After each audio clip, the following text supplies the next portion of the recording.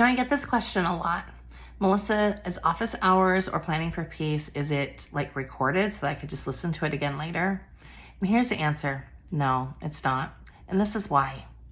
I really want that to be a safe space. I want that to be a space where you are free to say the things you need to say. You are free to be frustrated with your life, frustrated with your kids, frustrated with your partner, and let us help you pull it all back together and build it back up again. Because you can't do that if you're worried about somebody listening to it again later. So the answer is no. We don't record our live things anymore. Just for that, we really want to protect you. Welcome to this week's podcast. I'm Melissa Nielsen, and I'm super excited to talk to you about this series that I'm just getting ready to launch today. So we love our Planning for Peace program like so much, and I love it when people come and they have the opportunity to ask questions, listen to the questions of somebody else, because it often gets the juices flowing and they have questions that you didn't think you had, but it's super helpful. But I know that not everybody can make it to our calls. And I know that not everybody is going to use our planner, which is totally fine. I absolutely get that. I think one of the things that I would like for you to learn and to know is just how to plan, even if you don't plan with us. So, we have our Planning for Peace planner, and it's big. It's big. We're actually working on a new one. It will hopefully not be so giant. But we have our planner, and it has forms in it that are there to prompt you. So, I've also used a bullet journal for my Planning for Peace planner. Used that for the last couple of years to make it a little bit smaller, fits my needs. But truly, the content is what's important. The content is what's important. So we're going to, in this series, talk about planning in detail for a couple of different age groups. So first today, we're going to talk about early childhood and kindergarten. Talking about that separately from everybody else because your task is different. So what I would do if you were doing early childhood or kindergarten is grab your resources. So we've got some resources for you.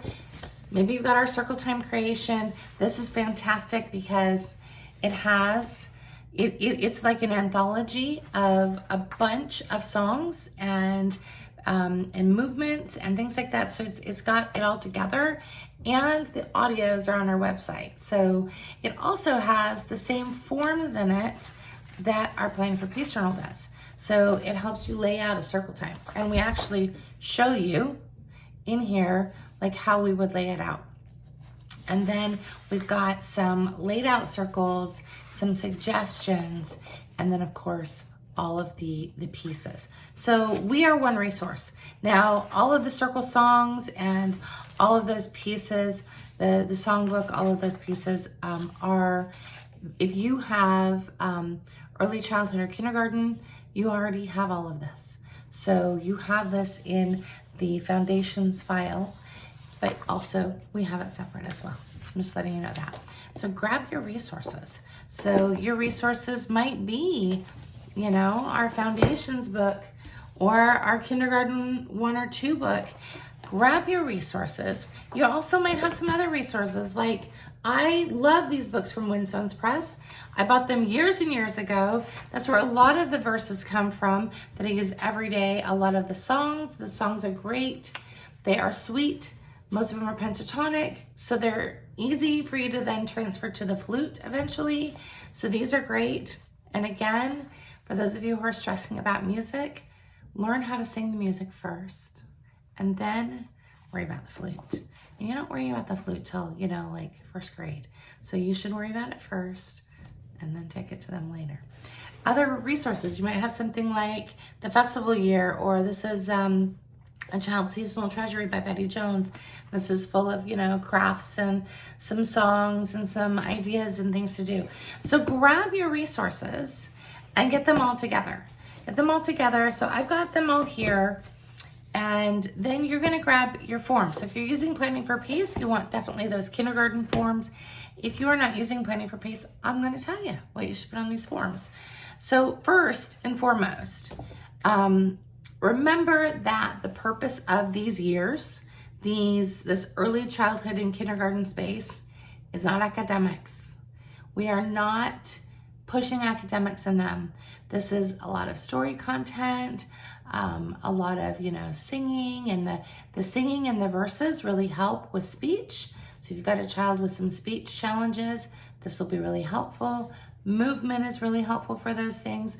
So all of these pieces are pre-academic pieces. We're not worrying about academics at all. Now, if you've got a child that is already reading, great. It makes your job in first grade easier. And when we get to the first grade video, you know what we're doing there. But that doesn't mean that your child is ready for first grade. So if you are placed in early childhood or kinder, that means that you are somewhere between age 0 and 6. So class 1 is for the child that is 7 or nearly 7. So my cutoff is usually for the Northern Hemisphere about March. For the Southern Hemisphere, it's June or July. The reason being is we want them to be the age of their grade for most of the year. So if you've got a child that is 0 to 4, great. Some of the things we're talking about today with regards to circle time are perfect for you. If you are doing sweet, simple stories, that's perfect for you. There is a great article if you look it up, and I'll try to link it below this video. It's a great article by Joan Allman. She was an early childhood educator, and she wrote an article on fairy tales for each age group. And that's a beautiful place to start if you don't know which fairy tales to start with for this age.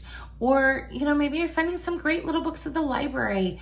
We did a lot of Elsa Beskow and Jan Brett and, those great little books. And so what was lovely is when we were in this early childhood space, we would spend a whole week on like the Blueberry Children, I forget the book, by Elsa Beskow, where, they're picking blueberries, they're having fun. Or I remember there was one about, I'm gonna butcher the name, it's a little girl and a cow. And we spent a week on that. And you can, if you've got these books in your collection or if you've got them from the library, you can absolutely stretch them out for a week. And your child is not gonna get bored. And if they go, oh, again? Yes, we're gonna do it again. Only today we're gonna add this in there. So that's sort of part of how we plan. We sort of layer things in. And like, instead of doing them all at once, you don't do, like, say you're doing the blueberry one. You're not gonna bake with blueberries and pick blueberries and do all of that in the first day.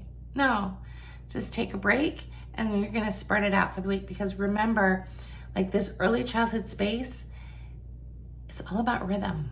So if you could get anything from what we're talking about today, it is that you should focus on rhythm.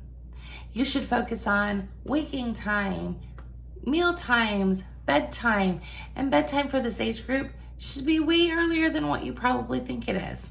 A child that is not napping needs to probably be in bed by about 6:30, especially if they're getting up, somewhere between 6 and 9 in the morning.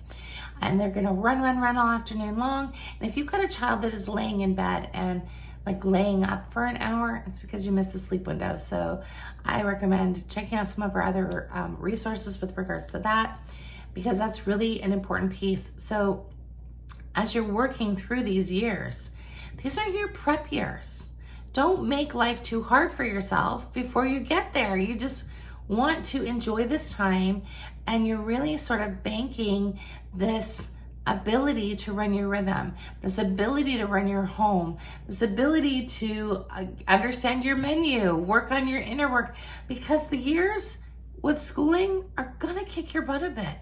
So I'm warning you now, start now with a beautiful foundation, okay? So you're gonna start with this beautiful foundation. You've already sorted your rhythm, you've already figured out your menu, you've already got sleep time sorted, or at least you're planning to. Now you're gonna sit down and you're gonna actually do your planning. So as you're doing that, and now if you're using Planning for Peace, the front of Planning for Peace has a page that has just boxes in it. Let me see if I can find it for this one. This is one from a few years ago. And so it's one that I've already used, but it's just got boxes. And those boxes are for you to sort of lay out your year at a glance. And really, this, I'm gonna tell you how I did it like a long time ago when I first started this. And I learned this from a Waldorf teacher. Took a big piece of paper, like a big piece of drawing paper, like 11 by 17, something big. And I folded it so that I had 12 squares. And you might fold it so you only have 9, so you have room to write. You have 9 on one side and you have the other 3 on the other side. So you can use back and forth. And I did this method for years and years before I made the journal, okay? So once you get your squares all folded, you want them to be a good, this big at least. Once you get your squares all folded, make it nice and creased, draw lines if you need to, but once you get it all folded, you're going to write the months in each square. You're gonna put birthdays in there. You're gonna put any family vacations you know about, anything that you know that is going to interrupt your rhythm at all. You're gonna put that in there. Your anniversary, don't forget your anniversary, like all of those pieces in there. And then when we're in this early childhood space, I'm often like thinking about what themes and stuff we're putting for the month. So if you know what you're doing for the month, and you're thinking of doing a certain theme, you can write that in there. As they get older, that ends up then being where I put the blocks, because it gives me a full year at a glance. I can see what everybody's doing. And when I had all my kids at home, and I had main lessons and kids in the kinder years, it allowed me, each child was color coded, and allowed me to know who I was looking at, what grade that child was, what things were going on there. It was super helpful. So I'm giving you that tidbit now. So once you've done that, you're going to start to actually do the nuts and bolts of planning. So if you're using a curriculum, whether it be ours or somebody else's, do me a favor, read it, like from the beginning to the end. And I'm saying that because there are lots of people that will message me a question and it's found in the first 20 pages of their curriculum. So sit and go through your curriculum and really understand it, understand the pieces. And then, the way our kindergarten curriculum is laid out, it is laid out by month, and it's okay for the Southern Hemisphere because we have a Southern Hemisphere schedule. So you could, be doing that instead. We have alterations for the Southern Hemisphere schedule. And then you're going to do something like this. Now, this is for kinder. You can alter it for early childhood, but this is for kinder. If you are using our curriculum, again, read it front to back. And then as you are laying out your plans, the reason why I use the paper, which I'm going to tell you what's on it, just in case you don't have one. The reason why I use that is because even though it's fully laid out here, you're going to alter it a little bit. There's going to be something that you're going to want to add in there. Maybe there's a field trip that you want to do, and you want to make sure that so your rhythm doesn't get messed up. Remember, we were talking about having that good rhythm? Well, having that good rhythm, keeping that good rhythm, then means you have to do some planning. It's not rocket science, I promise. So as you're going through the plans, you want to look at, like in our curriculum specifically, we've got suggested circle time songs. So do you know the songs? That's the first thing you ask yourself. Do you know these songs? And as you've been doing Waldorf for a while, there's going to be ones that you'll know, and they're going to be favorites, and you might look at some of mine and say, I don't want to do those, I want to do these others. That's what the plan's for. So then in your kindergarten plans here, like this one is for a week. And if you don't like that, and you would like to, this is for a month. You can not break it out as much as you could do per season if you prefer. But I like to break it out for the month, and then, each week is a different focus. So week 1 is the mineral week, week 2 is the plant week, week 3 is the animal week, and week 4 is the human week.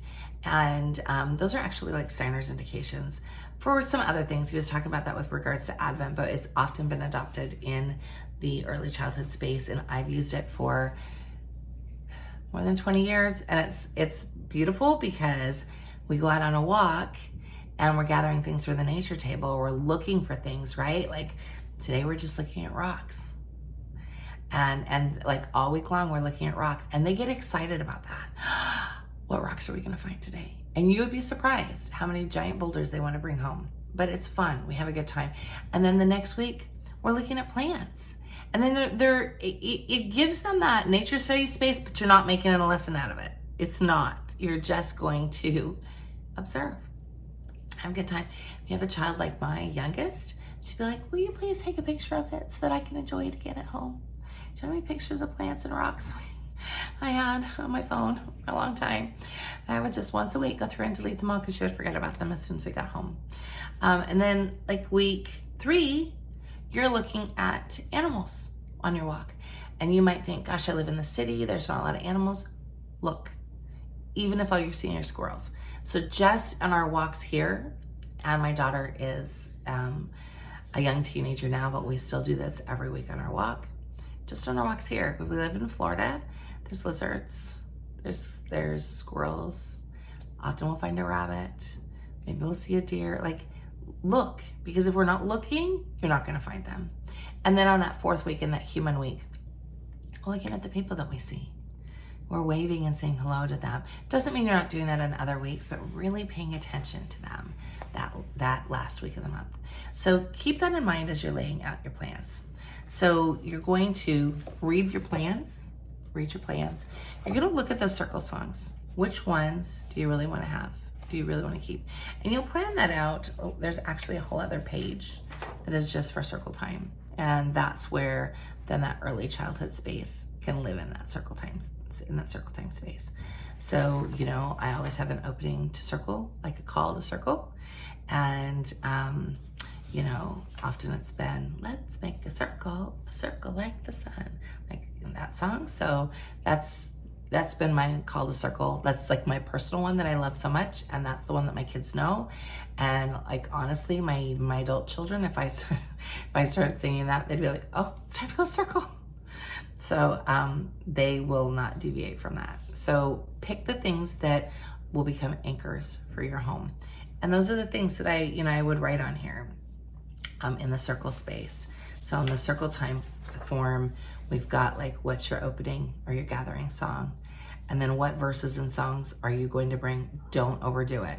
I highly, highly recommend that you check out, if you've got our kindergarten or our circle time creation product, then I would please make sure you recommend creating circle time, because if your circle time is a little crazy and you have not checked that out, go check that out. It will definitely help you, because we have some keys that we focus on that have helped us year after year when it comes to a circle, and especially if you are trying to create a circle for a larger family that has, you know, older children and younger children. So you're gonna have the verses and songs.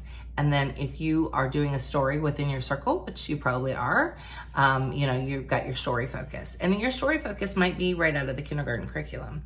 Now, I would highly recommend, because those stories in the kindergarten curriculum are pretty short, I would highly recommend that you start memorizing them. Because there is something about a memorized story that comes from your heart. It allows you to embellish a little bit more. You know, our stories are about Super Sam, who's a little gnome who loves orange. Well, they're about like the real Super Sam. So maybe you have, you know, Super Sally, and she loves pink instead of orange. And so she knits pink socks, and she wears a pink hat, and she has a pink sweater.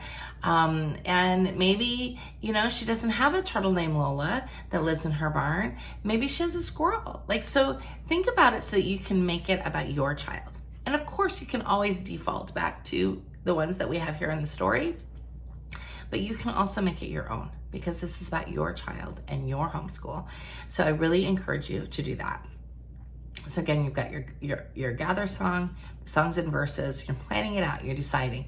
And you know what, even if you're just going through the curriculum and you're writing it in pencil on the side, it's something. And then a closing song. So we always have a closing. And then I ask myself, how did it go? Especially if I'm trying something new. I always ask myself, how did it go? How did the week go? And then when it comes to, you know, if you're doing kindergarten, when it comes to those plans, write out what your story focus is for each week, and really put that all together. And I, you know, I make a list for supplies. You know, if you're using our planner, there's a spot for supplies, because, you know, it's great. So when you go to make those blueberry muffins and you're like, crap, I forgot buttermilk. You know, so you want to make sure that like you're looking ahead at all the things you're doing for the week, and you know exactly what things you need, and you have all your supplies there. You've gone to the grocery store and gotten them. And then, you know, if you have other things you want to add in then go through. And if you're not using, say you're not using a planned out curriculum, which is totally fine, totally fine. Maybe you're doing something on your own, but you're just gathering all your resources. You're still doing the same thing. You're still like making a decision. So, before we wrote the curriculum, we have a ton of Elsa Buskow books. We have a ton of Jan Brett books, and I would just pick one, and that would be our focus for the week. But I sat down and made the plan for the month. So I planned it all out, and then I knew what we were doing. So that could be yours as well. So maybe you are using a resource like this for, putting together your circle pieces. My whole point is plan it out, because when we plan it out, then it gets done. Another tip about, and I don't have it actually here with me, but another tip about circle that's really helpful if you are learning them is I used to put them on note cards and punch a little hole in them and put them on a ring, and then I could keep them under my leg in the circle time. So if I forgot the songs, the children almost never forget the songs, but there were times that I forgot the songs. So then it kind of also gives you a good flow. Again, don't do too many circle songs. That's when the circle tends to fall apart. You kind of want them wanting a little bit more than just like exhausted by circle time. So I hope that's helpful. I hope that that answers any questions you might have about putting together your kindergarten plans. I often get the question, what about blocks? You're not doing any block planning in kindergarten. That starts in class 1. And so if you are in class 1 space, join me for the next video and the next podcast, and we'll be talking about it there. All right. I hope you have a wonderful day. Bye-bye. Homeschool parents, this is a message for you. As a homeschooler, I know you work hard for us. You have many different things to manage. Our Thinking, Feeling, Willing program is your roadmap to a successful Waldorf homeschool journey. Gain the confidence you need to be the teacher your child wants and transform your homeschool experience. Homeschooling with Waldorf Essentials is one like no other. You not only have curriculum options, you can also add our Thinking, Feeling, Willing program onto your curriculum. What's in the Thinking, Feeling, Willing program? Rhythm, inner work, temperament, the Waldorf curriculum, learning and strengthening your skills in music, circle time, form drawing, handwork, painting, drawing, modeling, festivals, reading, writing, spelling, eurythmy and movement, and our bonus content. Something else you'll get when you join Waldorf Essentials that you will not find anywhere else is the community, and we all need that as homeschoolers. This is your invitation to fill your cup. We know you're rooting for us. We are rooting for you too.